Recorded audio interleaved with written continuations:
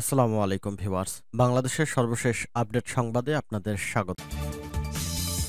জানিয়ে দিব হাতে থাকা সর্বশেষ আপডেট বাংলা সংবাদ।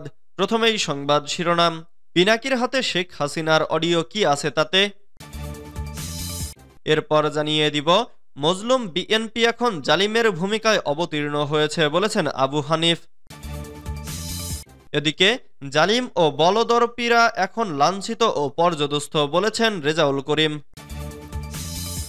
এরপর জানিয়ে দিব গণ আকাঙ্ক্ষা পূরণে নির্বাচিত সরকারের বিকল্প নাই বলছে বিএনপি।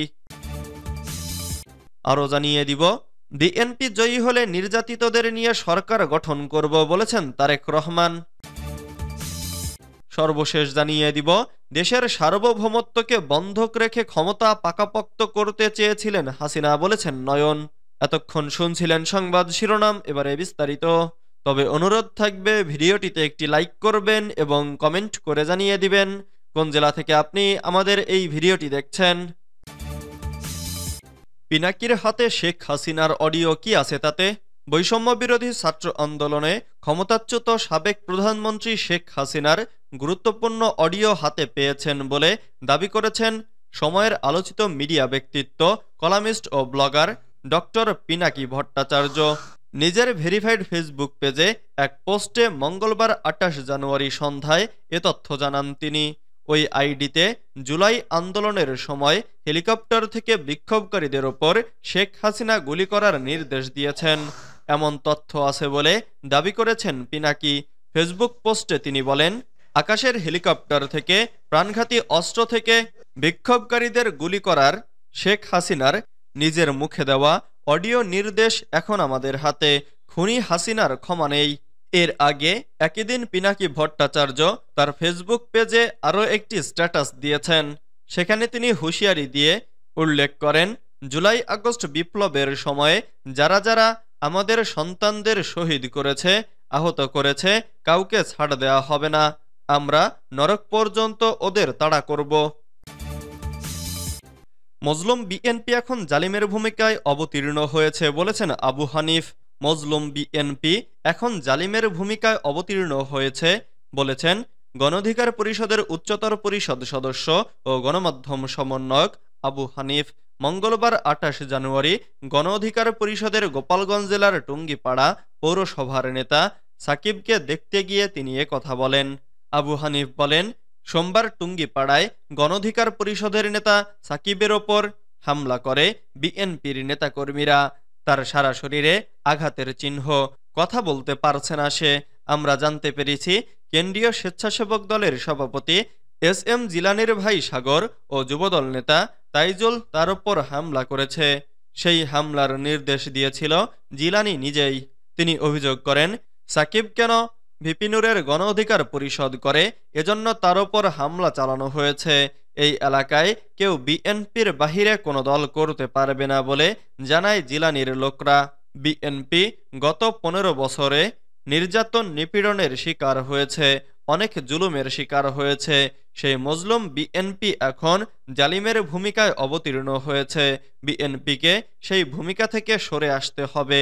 গতকাল গণ অধিকার পরিষদের নেতা সাকিবের ওপর হামলার সময় পুলিশ উপস্থিত ছিল, কিন্তু পুলিশ এগিয়ে আসে নাই। জালিম ও বলদর্পীরা এখন লাঞ্ছিত ও পর্যদস্ত বলেছেন রেজাউল করিম।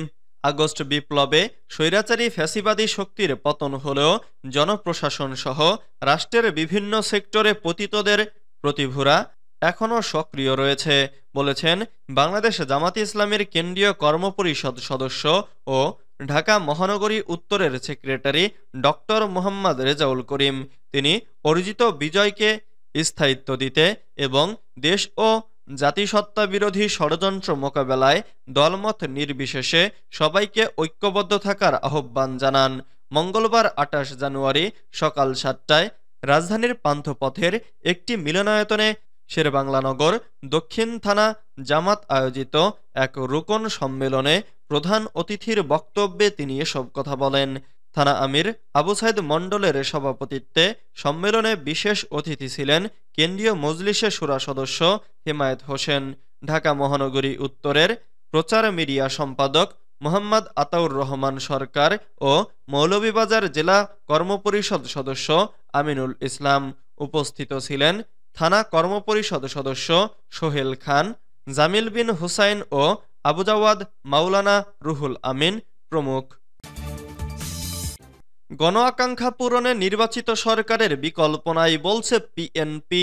গণ আকাঙ্ক্ষা পূরণে নির্বাচিত সরকারের বিকল্প নেই বলে মন্তব্য করেছেন প্রগতিশীল জাতীয়তাবাদী দল পিএনপির চেয়ারম্যান ফিরোজ মোহাম্মদ লিটন। মঙ্গলবার ২৮ জানুয়ারি সকালে ঢাকায় জাতীয় প্রেসক্লাবের সামনে এক মানববন্ধনে তিনি এমন মন্তব্য করেন। অতিরিক্ত ভ্যাট ট্যাক্স প্রত্যাহার ও ডালচাল তেল সহ নিত্য প্রয়োজনীয় দ্রব্যমূল্যের ঊর্ধ্বগতি রোধ এবং জনগণের দ্বারা নির্বাচিত সরকার প্রতিষ্ঠার দাবিতে এক মানববন্ধনের আয়োজন করে পিএনপি। সভাপতির বক্তব্যে ফিরোজ মোহাম্মদ লিটন বলেন, দীর্ঘ ১৭ বছর ফ্যাসিস্ট শেখ হাসিনার দানবীয়তার বিরুদ্ধে আন্দোলন করেছি। হামলা মামলা, খুন গুম হত্যা চালিয়ে জনগণের বিরুদ্ধে অবস্থান নিয়েছিল আওয়ামী স্বৈরাচার সরকার। দুর্নীতি লুটপাটের স্বর্গরাজ্য বানিয়েছিল তারা। বিএনপি জয়ী হলে নির্যাতিতদের নিয়ে সরকার গঠন করব বলেছেন তারেক রহমান। বিএনপির ভারপ্রাপ্ত চেয়ারম্যান তারেক রহমান বলেছেন, আগামী নির্বাচনে বিএনপি জয়ী হলে ১৭ বছর ধরে যারা নির্যাতিত হয়েছেন তাদের সঙ্গে নিয়ে সরকার গঠন করা হবে। সব ধর্মের মানুষের সমান অধিকার নিশ্চিত করা হবে, কারণ আমরা সবাই বাংলাদেশি। মঙ্গলবার ২৮ জানুয়ারি বিকেলে সাতক্ষীরা তুফান কনভেনশন সেন্টারে ৩১ দফা বাস্তবায়নে জেলা বিএনপির কর্মশালায় প্রধান অতিথির বক্তব্যে তিনি এসব কথা বলেন। দিনব্যাপী কর্মশালার শেষ পর্বে বিকেল ৪:৩০টার সময় ভার্চুয়ালি যোগ দেন তারেক রহমান। এ সময় ৩ জেলার বিভিন্ন পর্যায়ের নেতাকর্মীরা তার কাছে ৩১ দফা সহ বিভিন্ন প্রসঙ্গ নিয়ে প্রশ্ন করেন। পরে তিনি তার দলের ভবিষ্যৎ পরিকল্পনার আলোকে সাবলীল উত্তর দেন। তিনি বলেন, বিএনপি আগামীতে ক্ষমতায় গেলে সাতক্ষীরায় রেললাইন স্থাপন করা হবে। এছাড়া প্রত্যেক পরিবারের নারীদের জন্য একটি কার্ড প্রদান করা হবে। এর মধ্যে যে অর্থ সরবরাহ করা হবে তা দিয়ে নারীরা তাদের সন্তানদের শিক্ষা ও চিকিৎসার বিষয়টি নিশ্চিত করবে। তিনি উল্লেখ করেন, ৩১ দফা কেবল বিএনপির একার দফা নয়, এটি দলটির সঙ্গে যারা জোটবদ্ধভাবে আছে তাদের সবাই মিলে এ দফাগুলো তৈরি করেছে।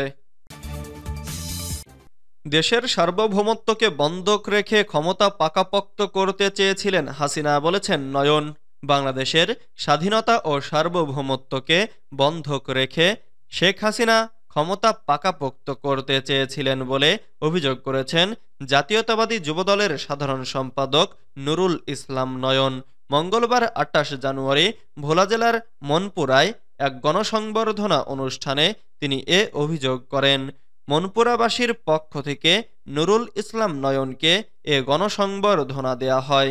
নুরুল ইসলাম নয়ন বলেন, গত ১৫ বছর শেয়ার বাজারে ৩২ লাখ যুবকের স্বপ্নভঙ্গ হয়েছে। আমরা তিস্তার পানির ন্যায্য হিস্সা পাইনি, অথচ ফেনী নদীর পানি আমাদের দিতে বাধ্য করেছিল ফ্যাসিবাদী সরকার। তিনি আরো বলেন, সারা দেশে বিএনপি ও এর সকল অঙ্গ সহযোগী সংগঠন যে শক্ত ভিত্তির ওপর দাঁড়িয়ে আজ এতটা শক্তিশালী অবস্থানে রয়েছে তা শহীদ রাষ্ট্রপতি জিয়াউর রহমানের হাত ধরেই। তার অবর্তমানে বিএনপির ভারপ্রাপ্ত চেয়ারম্যান তারেক রহমানের নেতৃত্বে আজ সারা দেশের সকল নেতাকর্মী ঐক্যবদ্ধ এবং সুসংগঠিত।